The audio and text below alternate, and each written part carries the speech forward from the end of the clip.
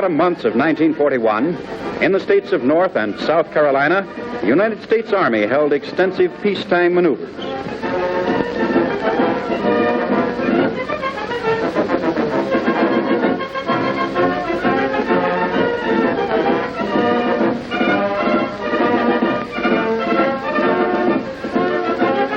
Every component of every service was represented.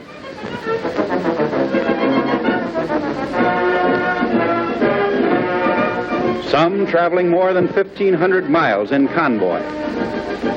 In most cases, advance guards had been sent ahead to prepare the base camps, clearing the ground and erecting tents prior to the arrival of the main body of troops.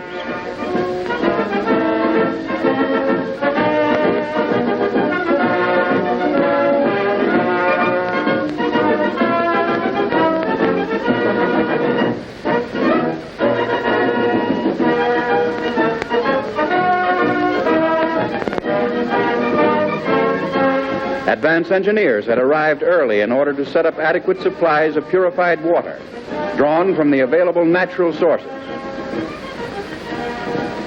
Thoroughly filtered and properly chlorinated, the water was constantly tested for purity, providing the troops with safe water for drinking.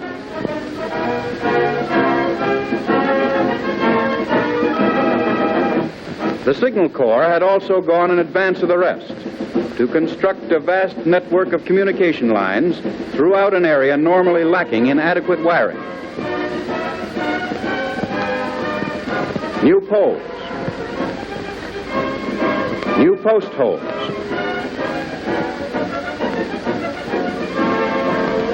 and hundreds of miles of new telephone wire were necessary for the elaborate military phone system and for the teletype machines. Camps were soon established. Shower systems were made available to dusty troops. Lining up for chow, the soldiers eat food prepared in field kitchens.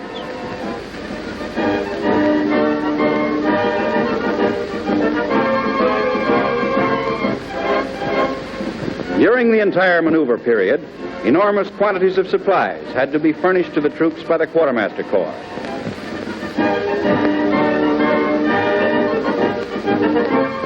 Base railheads were established throughout the area for the distribution of all sorts of food supplies to the various camps and regimental supply depots.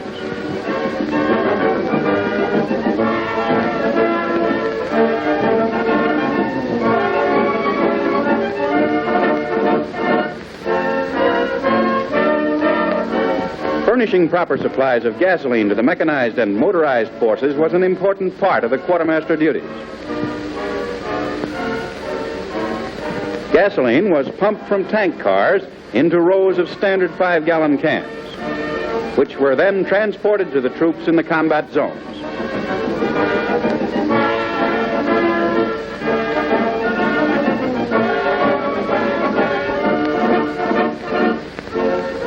Within the theater of operations, maintenance of replacements and repairs for damaged equipment was of great importance. Field tool shops were maintained close to the fighting zones, each shop complete with the various tools, machines, and other equipment necessary to obtain the maximum service from motorized units.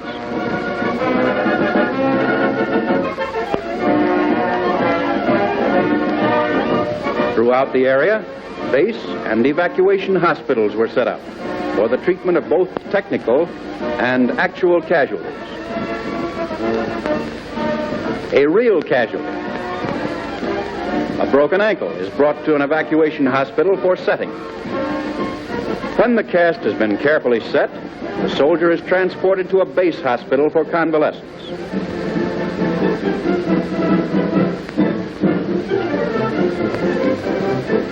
Technical casualties, assigned by umpires during combat, are shown returning to their organizations after appropriate detention in the hospital.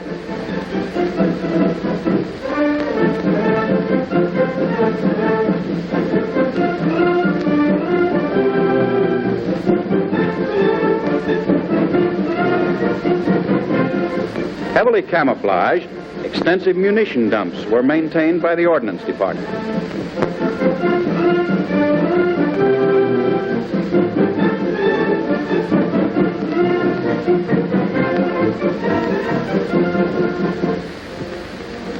Powder containers for heavy artillery are loaded onto a truck by ordnance soldiers.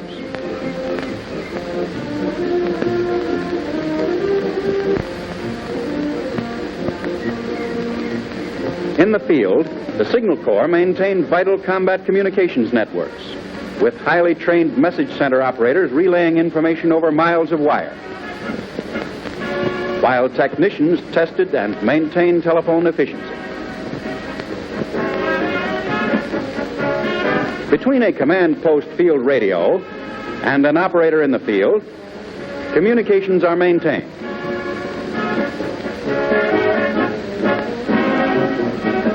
And skilled repairmen were constantly at work on the wide variety of equipment needing repairs.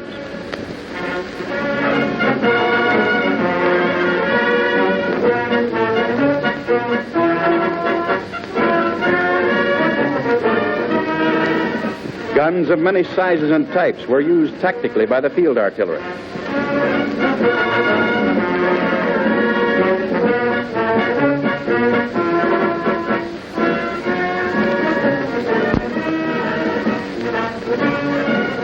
Maneuvered into a tactical position, this big rifle figured importantly into the umpiring of red versus blue.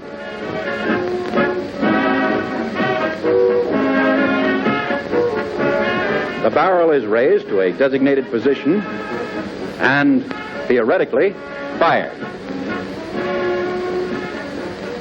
In similar action, an anti-aircraft crew pumps practice shells into its gun, while elsewhere an artillery crew fires its howitzer with precision.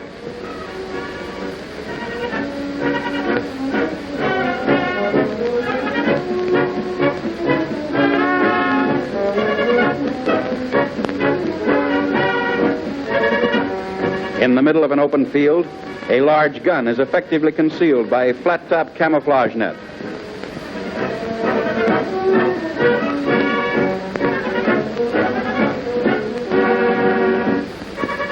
Behind the lines, a horse-drawn field artillery battery leaves its base camp and files down a road toward the zone of combat.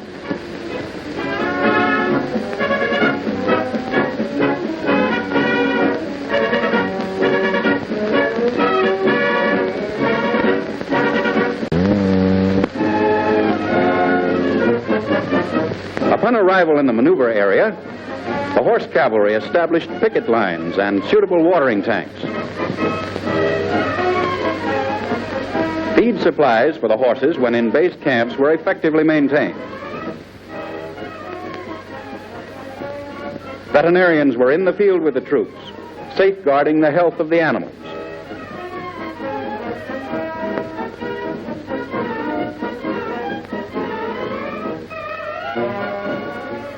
A cavalry troop threads its way through a wooded sector on a reconnaissance mission.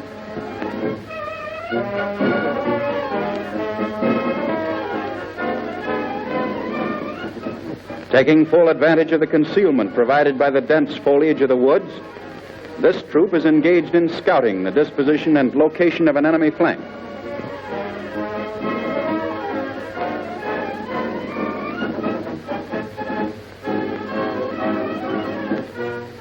Crossing a small stream, they emerge onto a Carolina road.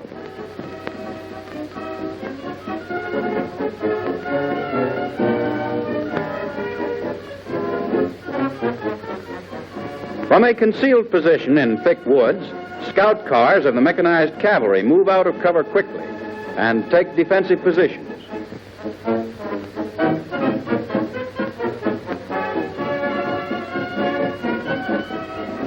In a major infantry attack, a section of infantry soldiers advances by rushes across a cotton field. Notice how each man takes advantage of natural cover.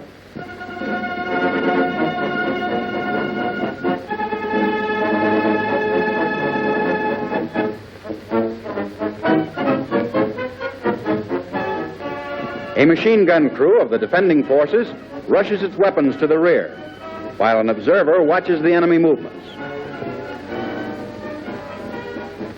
After the gun is emplaced, the defending crew fires at the advancing enemy.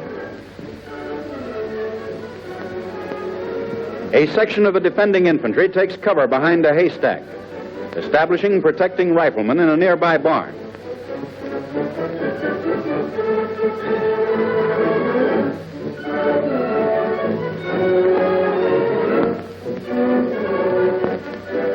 In a large-scale river crossing operation, a crew of soldiers launches a heavy assault boat.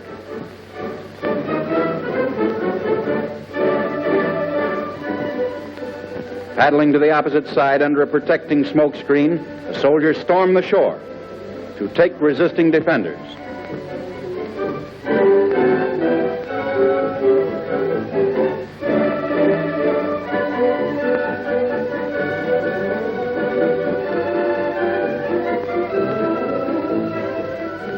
A 37-millimeter anti-tank gun is ferried across and brought ashore to give protection to engineer troops as they construct a footbridge.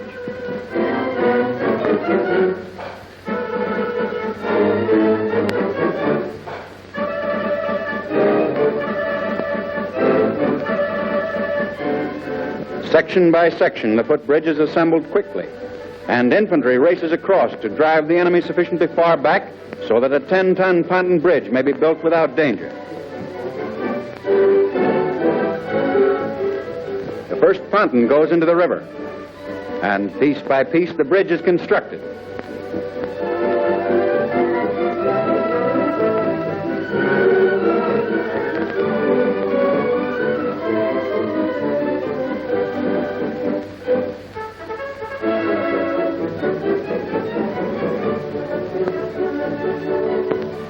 Soon, motorized vehicles are rolling across to continue their advance. Elsewhere, beside a technically demolished bridge, engineer troops build a timber trestle across a small stream.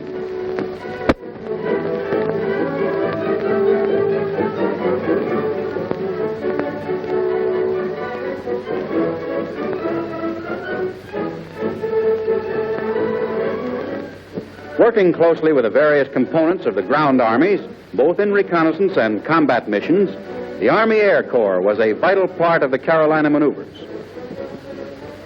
The construction of many new airfields was necessary in order to accommodate the large numbers of planes required for the extensive operations. After tons of earth had been removed, the field is leveled by bulldozers and graders. Hundreds of sections of portable landing mats are placed on the field, leveled and firmly fastened together.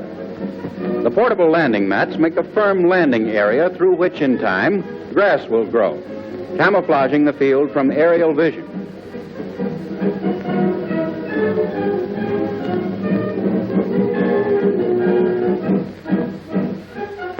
A plane comes in for a landing on the new airfield and turns around. It takes off again after proving the field ready for use as a major airfield, capable of sustaining even the heaviest bombers.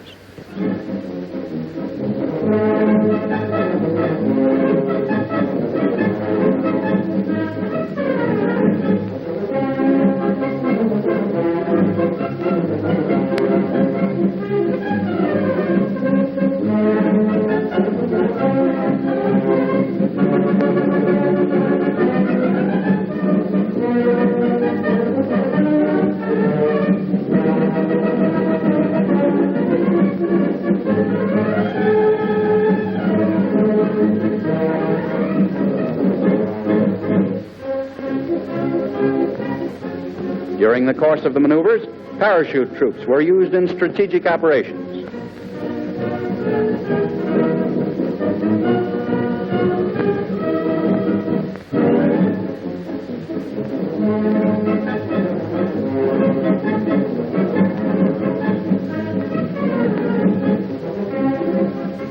Elsewhere, in an attack by airborne infantry, a fleet of big Army transport planes roars in for a landing.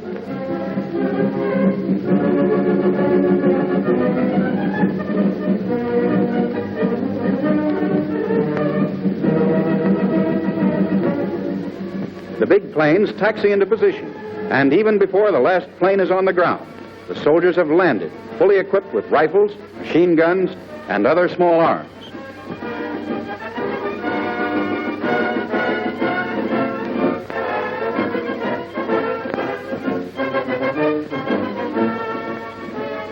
From every plane, the men alight and run for cover of the nearby woods. In their advance, these men should have dispersed, seeking cover as rapidly as possible, as is done by these soldiers in a similar action. Spreading out widely, they advance in small groups, taking every advantage of cover and providing the enemy with poor targets.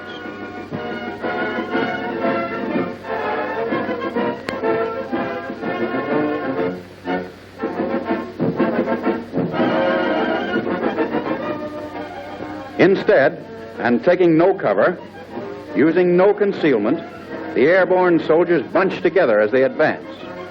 So closely, in fact, that one well-placed enemy shell or grenade could make casualties of almost every one.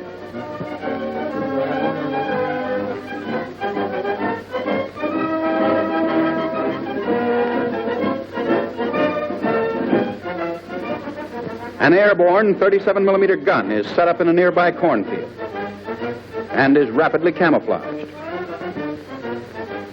The rifleman on the road is of little protection to the gun crew, for he has failed to take proper cover.